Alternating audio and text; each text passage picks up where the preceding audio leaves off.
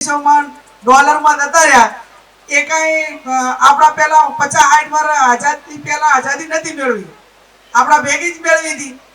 પણ જે કેળવણી લેવી પડે, જે મહેનત કરવી પડે, જે વતન છોડવું પડે, વાટું છોડવા પડે, વ્યસન છોડવું પડે, આ ના છોડ્યું એના કારણે આવું ના છોડ્યું તો નહીં પણ એમાં ઉમેરો કર્યો. જે વસ્તુમાં નતો ઉમેરો કરવાનો એમાં અનેક ગણો એ લોકોએ પ્રગતિ કરી એના કરતા તો આપણા બધિયામાં એનાથી અનેક ગણો ઉમેરો કર્યો અને અનેક ગણો ઉમેરો કર્યો. એટલા માટે કરીને આપણે પેલો કૂવો હોય એ કોને કાણા એટલા બધા હોય કે નીચે તમે કૂવામાંથી પાણી ભરો તો ઉપર આવતા આવતા કે ખાલી થઈ જાય કે ના થઈ જાય, પાણી હતું એનું પાછું ક્યાં થાય? કૂવામાં. પાછું જતું રહે ના જતું રહે.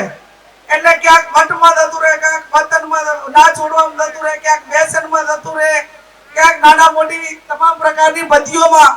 જે આપણી આવક છે કે આપણા બાળકોના અભ્યાસ માટે કે આપણા ધંધા રોજગાર માટે કે આપણા બચત માટે નહીં, પણ જે બીજી રીતે દેખાદેખીમાં હરીફાઈમાં આપણે કરીએ છીએ.